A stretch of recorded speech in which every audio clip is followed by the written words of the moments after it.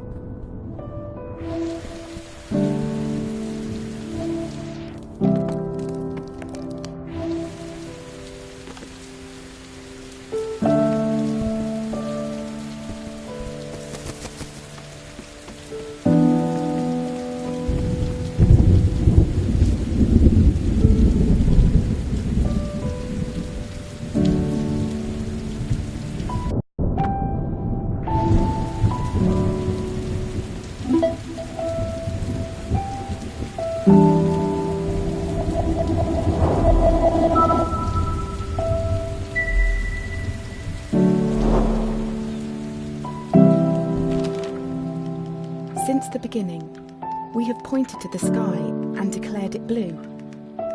It is this shared vision, this unquestioned understanding which connects us. But are you really seeing blue the same way I see it? Perhaps blue is nothing more than a shade of grey to you. Perhaps everyone in this world sees nothing but shades of grey. Don't you see, Hugh? This is why we're here.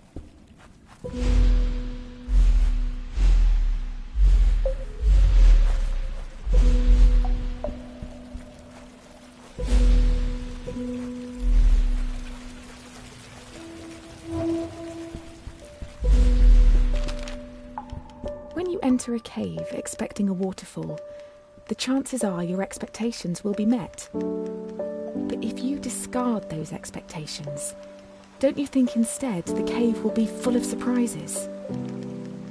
I ask for you, Hugh, to abandon your expectations, to pull me back from the brink of unreality.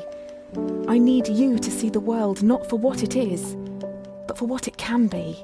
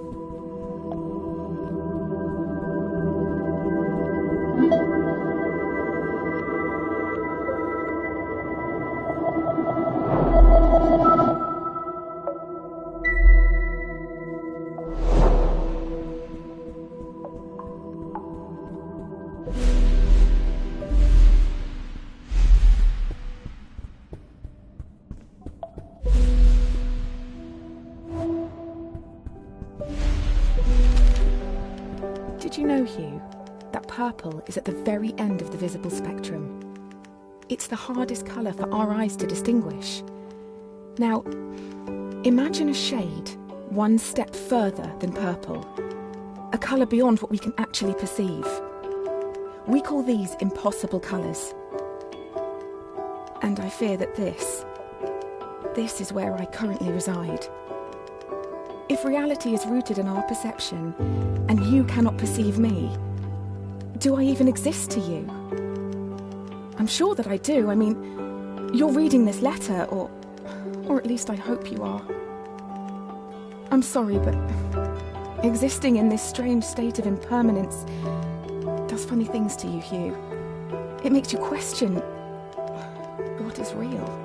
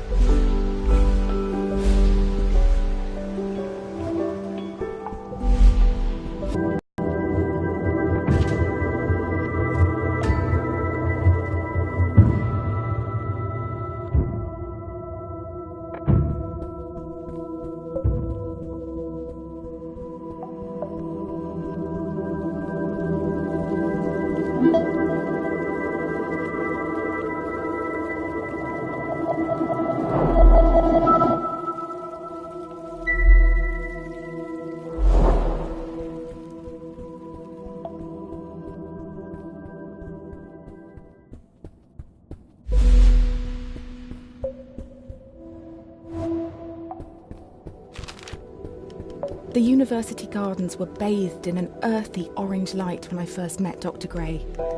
Summer had come and gone, and a cold autumnal crispness had caught me off guard. I sat on the grass, surrounded by my books and papers, when a cool breeze threatened to blow my notes across the lawn. A page escaped my reach and took flight. A man not much older than myself chased after it, catching it on his third or fourth attempt. I remember his gentle smile when he returned it. He started talking, and I was surprised that he had read my work in the university journal. He said he was a professor and that he hoped we could work together someday. It's funny, Hugh, how something so small can change so much.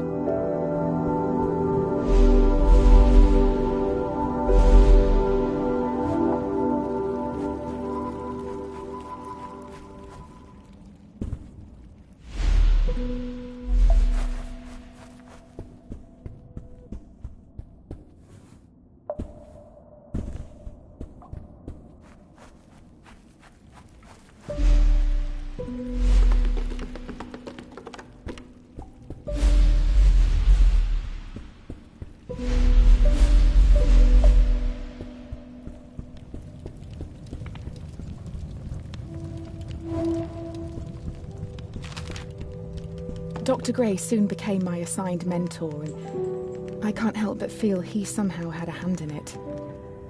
Our fires burnt brightest when we worked together. It felt like we could achieve anything. We discovered more about colour than I could ever have imagined. We split light, mapped spectrums, we painted. We laughed. We worked long hours, and soon our goal became all-consuming. We were vessels. The work became more important than us, and we knew it.